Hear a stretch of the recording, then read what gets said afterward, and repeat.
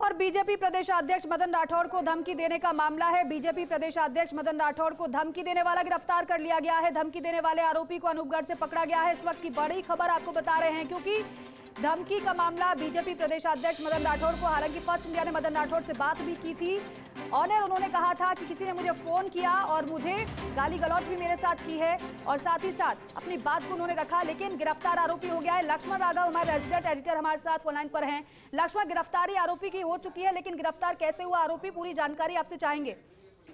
देखिए, मैं आपको बता दूं, लगातार जैसे ही घटनाक्रम हुआ तो आप समझिएगा, सत्ता पक्ष के प्रदेश अध्यक्ष को यदि इस तरह की मिलती है तो स्वाभाविक बात है पुलिस प्रशासन तमाम लोग जुट जाते हैं। आईजी ओम प्रकाश पासवान के निर्देशन में जो है टीम लगातार काम कर रही थी और उसे गिरफ्तार कर लिया गया है जी। तो जहाँ तक सवाल है, ऐसा लग रहा है जो चीजें मिली है ये आदि है इस तरह की धमकी देने के लिए, और जो है साथ ही साथ ये लगातार शिकायतें करता रहता है।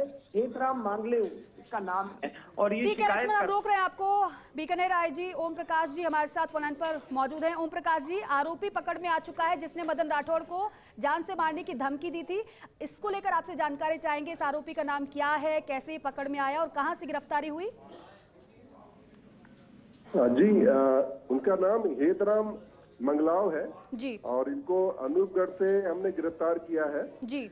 और ये प्रारंभिक तौर पे ये शिकायत करने के आदी है। विभिन्न संस्थाओं में इन्होंने शिकायत भी कर रखी है और विभिन्न मुद्दों पे अपनी बातें काफी एक्सट्रीम तौर पे रखते हैं जी। इनसे हम पूछताछ कर रहे हैं और इनकी उम्र 55 से 60 के बीच में है जी। और जो भी तथ्य आएंगे हम फिर बता पाएंगे। ओम प्रकाश जी, इसी आरोपी ने फोन किया था, फोन कर धमकी दी थी?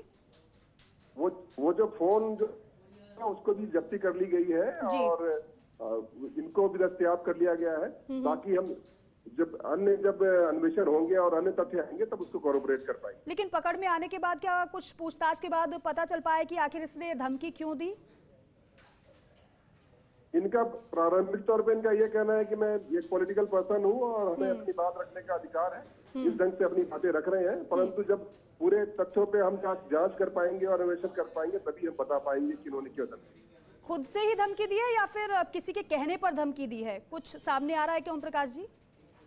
ये अन्वेषण का मसला है, पर ये प्रूव हो गया है कि जिस मोबाइल से इन्होंने फोन किया था, जो सिम का यूज हुआ था जी, वो मोबाइल जब्त हो गया है और जो व्यक्ति जिसने फोन किया था उसको भी गिरफ्तार कर लिया है जी। उसके बाद जो अन्वेषण में जैसे जैसे तथ्य आएंगे उसके बाद ही हम कुछ खुलासा कर पाएंगे। ठीक है ओम प्रकाश जी, बहुत शुक्रिया हमसे बातचीत करने के लिए। तो ये ओम प्रकाश जी बीकानेर आईजी हमारे साथ जुड़े और सारी जानकारी साझा की। अभी तक जो उन्हें पता चला वो ये है कि आरोपी अनूपगढ़ का रहने वाला है, पॉलिटिकल पर्सन बताया जा रहा है, अपनी बातों को ये मुखर होकर रखता रहा है और इसीलिए इसने ये धमकी भी दी थी। हालांकि इससे पहले भी इसी तरीके से कई मुद्दों को ही उठाता रहा है। लेकिन लक्ष्मण राघव हमारे रेजिडेंट एडिटर हमारे साथ फोन लाइन पर हैं। लक्ष्मण, आईजी ओम प्रकाश पासवान से हमने बातचीत की, अभी ज्यादा जानकारी नहीं मिल पा रही है क्योंकि पूछताछ होना बाकी है। लेकिन एक बात जरूर उन्होंने कही कि किसी पॉलिटिकल पार्टी से तो जुड़ा हुआ ये पॉलिटिकल पर्सन है।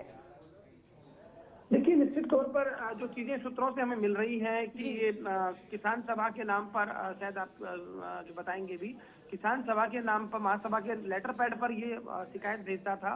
अलग अलग मामलों में एसपी वगैरह इनकी भी शिकायतें इसने लगातार की हैं। साथ ही साथ एक पास मिला इसके पास वीवीआईपी का जो है, जिसमें एंट्री का है जो संसद भवन में, हालांकि पुराना है वो 93-95 का है, वो भी हम जो है दिखा पाएंगे। तो निश्चित तौर पर देखिएगा, जो पुलिस को प्रारंभिक जो पूछताछ में और गिरफ्तारी के बाद दस्तावेज मिले हैं जिस पर पुलिस ने काम किया है, उससे साफ लगता है ये जो सिम थी, ये तस्वीर दिखा पा रहे हैं, ये तस्वीर इस बेटे के नाम पे सिम थी, ये जो है इस नाम पर ही मोबाइल चल रहा था। जो तस्वीर हम दिखा पा रहे हैं, इस नंबर से उनको धमकी दी गई थी। तो देखिए, बड़ी बात होती है कि इस तरह से जो है आप धमकी दे दें, सत्ता के प्रदेशाध्यक्ष को गाली गलौज कर लें, तो स्वाभाविक तौर पर जो कार्रवाई है, लेकिन चीजें साथ में आएंगी। कुछ एक और चीजें भी मिली हैं, जैसा कि मैंने बताया कि जो है राजस्थान प्रदेश किसान महासभा के लेटर पैड पर शिकायत जो है कई जगह की है, प्रधानमंत्री को भी की है इन्होंने, और बहुत पुराने लेटर पैड भी मिले हैं। साथ ही साथ मैं आपको बता दूं, एक संकल्प महारैली जो 2018 में बीकानेर में हुई, वहां का वीवीआईपी पास भी इनके पास मिला है। जिला कांग्रेस कमेटी ने जो पास जारी किया वो पास है। इसके अलावा जैसा कि मैं बता रहा हूँ कि जो है संसद भवन में एंट्री का पास 93-95 का है, तो यूं है। और साथ साथ प्रधानमंत्री, कृषि मंत्री, वो होता है ना एक तरीका कि आप पत्र लिखते रहे फिर वहां से जवाब भी आता है। इस तरह की चीजें जो है वो लगातार इनसे मिली है और पुलिस लगातार पूछताछ कर रही है। क्योंकि इसमें जिस तरह से धमकी दी गई थी तो आईजी ओम प्रकाश पासवान ने भी गंभीरता से लिया था। वहाँ के लोकल जो पुलिस अधीक्षक हैं उन लोगों ने, उनके निर्देशन में टीम बनाई गई थी, तो लगातार इसको किया जा रहा था कि क्या मसला है। तो उसमें अभी जो चीजें आई हैं तो ये कहा जा सकता है कि मानसिक तौर पर क्या स्थिति है, वो तमाम मेडिकल होगा, पूछताछ होगी, जांच होगी, वो तमाम चीजें तब निकलकर सामने आ पाएंगी। लेकिन बड़ी खबर, और हम दिखा रहे हैं, देखिए जो शायद आप दिखा पा रहे होंगे कि जो पासेस मिले हैं, संकल्प रैली का पास है, तो ये कहीं ना कहीं जो आईजी ओम प्रकाश कह रहे थे कि पॉलिटिकली कनेक्टेड तो है, क्योंकि जिस तरह की चीजें मिली हैं आप भी समझिएगा वो चीजें सामान्य व्यक्ति के पास नहीं होती है।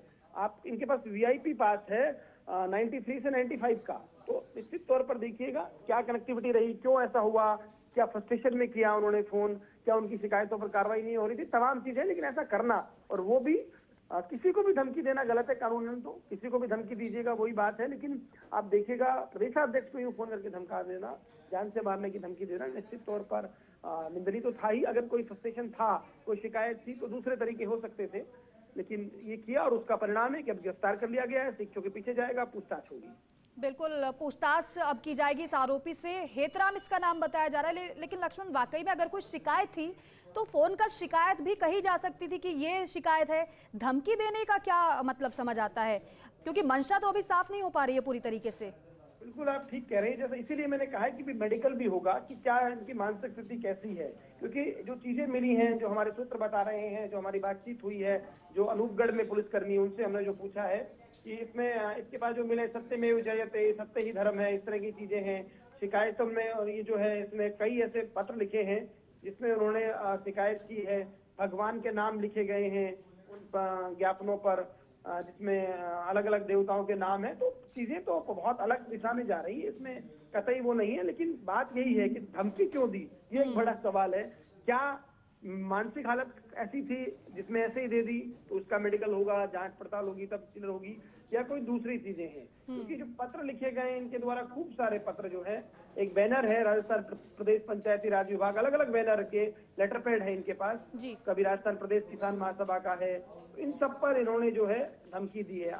तो ये देखिएगा जांच का पड़ताल का विषय है। लेकिन हम सबसे पहले वो तस्वीरें दिखा रहे हैं, वो पास दिखा रहे हैं। अभी पास ओरिजिनल है, फर्जी है, खुद क्रिएट किया गया है, फेक बनाया गया है, ये तमाम जांचें होंगी पार्लियामेंट तक भी, क्योंकि वहाँ की एजेंसियों से भी जाएगा, क्योंकि इनके पास पास मिला है, भले ही बहुत पुराना है, लेकिन इस तरह का पास हुआ तो कैसे हुआ, क्या कारण रहा, तो ये तमाम चीजें हैं जिसकी पड़ताल होनी है। लेकिन लक्ष्मण एक बात और जरा समझाएगा, आप बता रहे हैं कि खूब सारे पत्र लिखे गए हैं, तो क्या खूब सारे पत्र मदन राठौड़ को ही लिखे गए थे या फिर अलग अलग लोगों को लिखे गए थे? ये नहीं, ये अलग अलग लोगों को लिखे गए पुराने पत्र हैं। जैसे अनूपगढ़ को जिला बनाने का भी एक पत्र लिखा गया है मुख्यमंत्री, पुराने मुख्यमंत्री को, तो ये अलग अलग चीजों को, उसका जवाब भी आया है।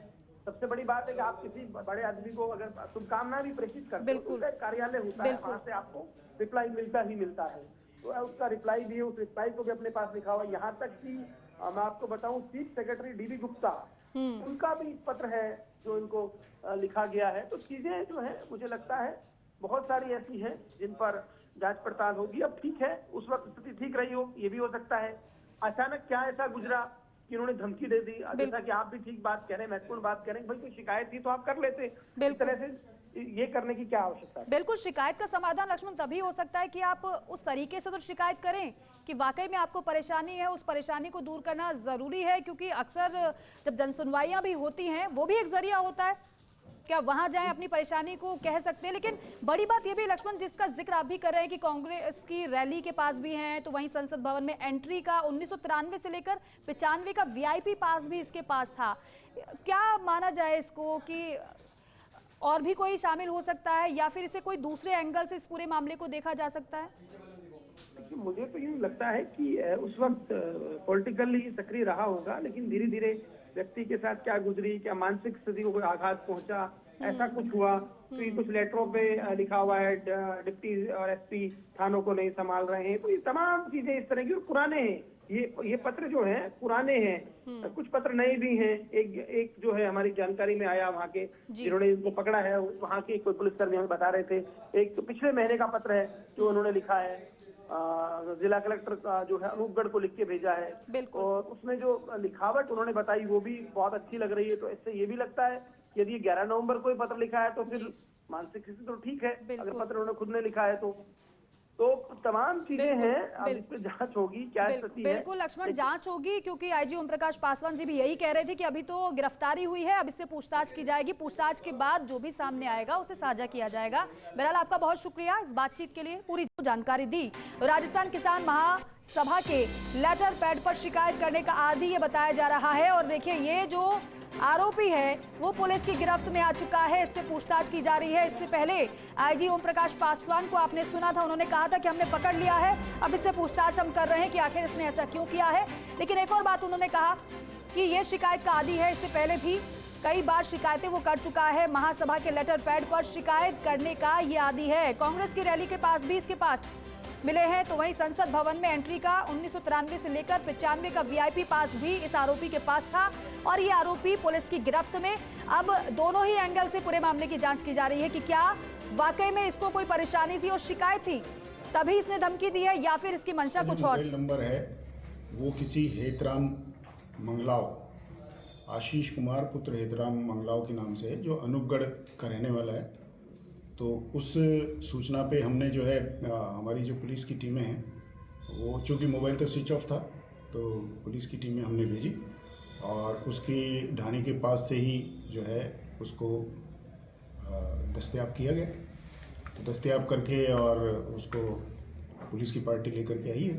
उससे प्राइमरी तौर पे जो पूछताछ की गई है तो उसने अपने मोबाइल से जो है श्री मदन जी राठौड़ को फ़ोन करना स्वीकार किया है। सर, धमकी देने का कारण क्या रहा है?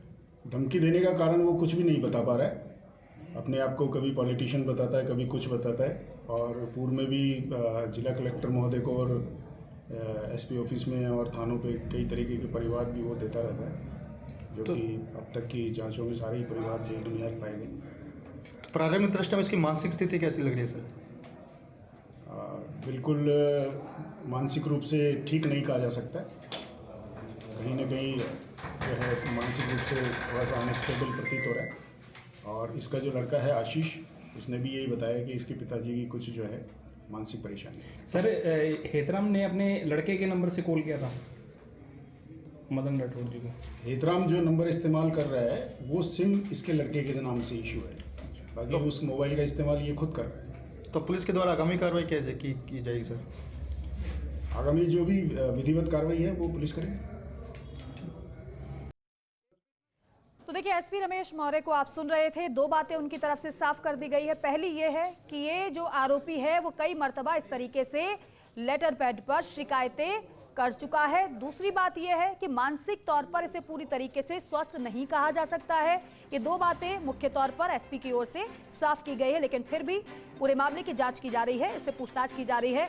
और जिस नंबर से फोन किया था वो नंबर आरोपी के बेटे का है, लेकिन जब पूछा गया कि आखिर इसने धमकी क्यों दी, वो अभी बता नहीं पा रहा है आरोपी। ये जानकारी पुलिस की ओर से दी गई है, यानी कि मामला अभी पूरी तरीके से साफ नहीं। इंतजार करना होगा जब पुलिस की पूछताछ इस आरोपी से पूरी हो जाएगी। मदन राठौड़ को धमकी दी गई इस आरोपी की ओर से, शिकायत करने का आदी बताया जा रहा है। कई बार शिकायत ही कर चुका है, कई अलग अलग मसलों को लेकर। इस बार मदन राठौड़ को धमकी दी, ना केवल धमकी दी बल्कि मदन राठौड़ के साथ गाली गलौज भी फोन पर इस आरोपी ने की। ये खुद मदन राठौड़ ने बताया था। अनूपगढ़ से गिरफ्तारी इस आरोपी की हुई है, पूछताछ इससे की जा रही है।